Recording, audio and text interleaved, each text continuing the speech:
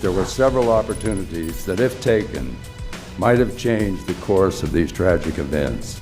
Today on Total Maine, Final Report. The commission investigating the Lewiston mass shootings presents their findings. Today, new insight, pushback, and the path forward. And in the arena, Kamala Harris officially accepts her party's nomination.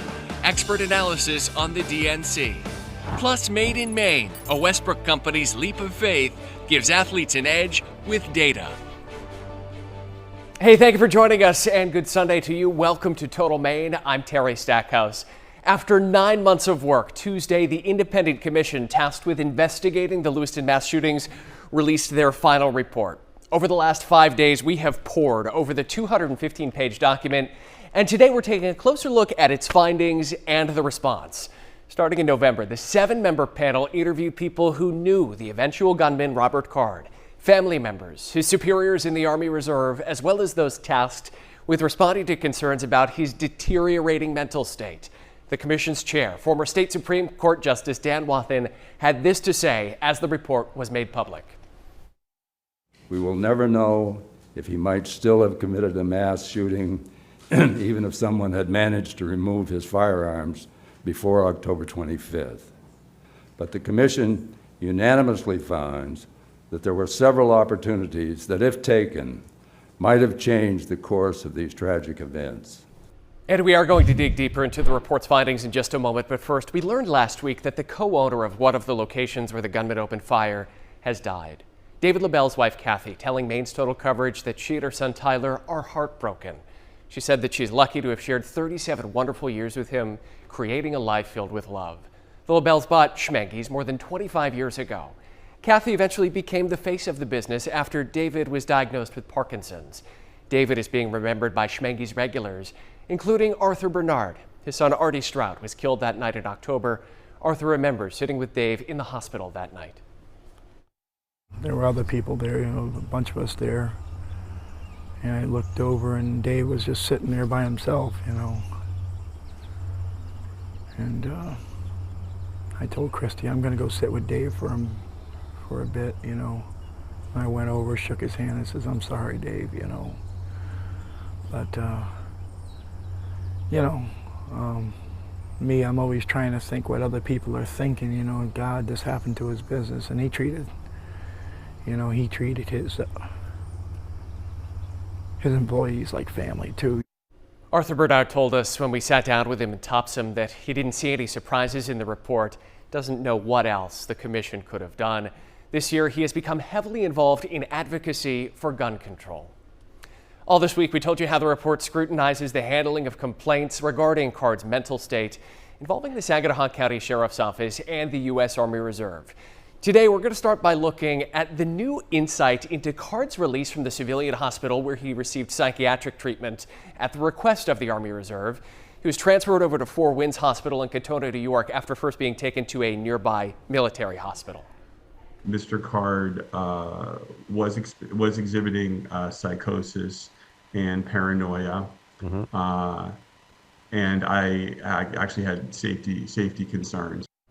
That was a U.S. Army nurse practitioner testifying on July 12th about Robert Card's admission to that military hospital last summer. This report now provides a clearer picture about why Card was released from that hospital and the subsequent civilian hospital after 17 days of treatment.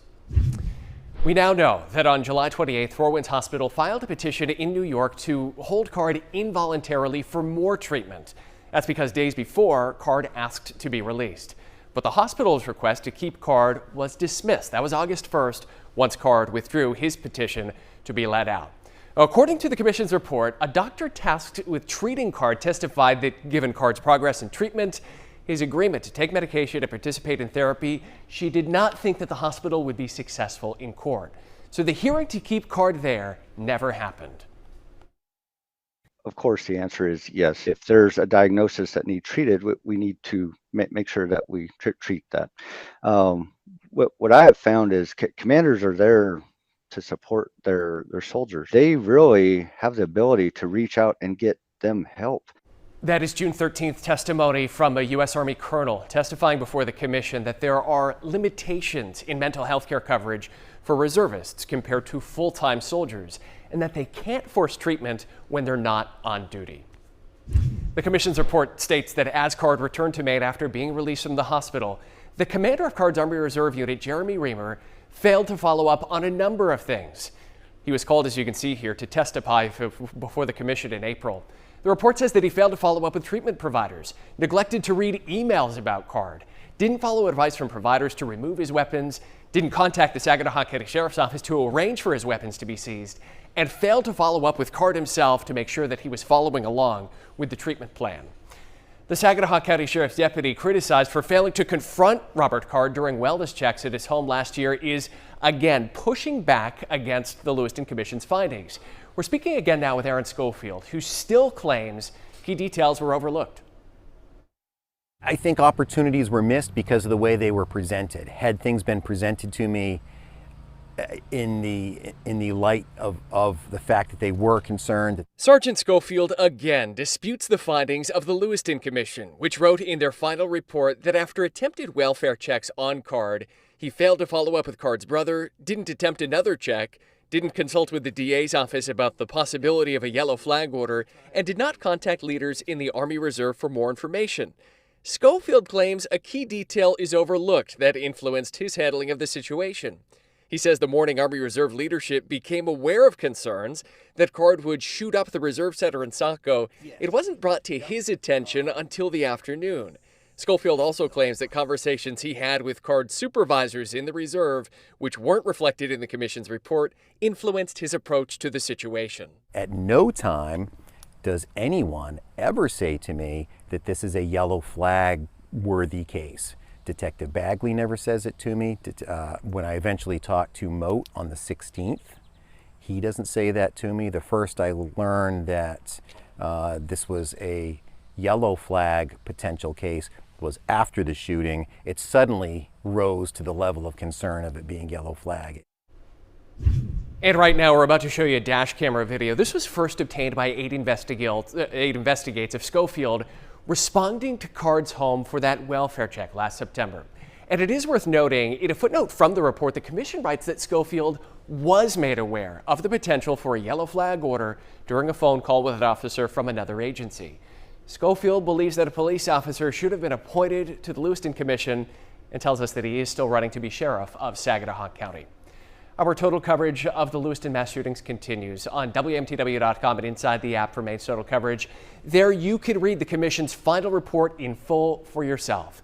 You can also find all of our reporting into the deadliest shooting in Maine's history, as well as learn more about the 18 Mainers killed that October night.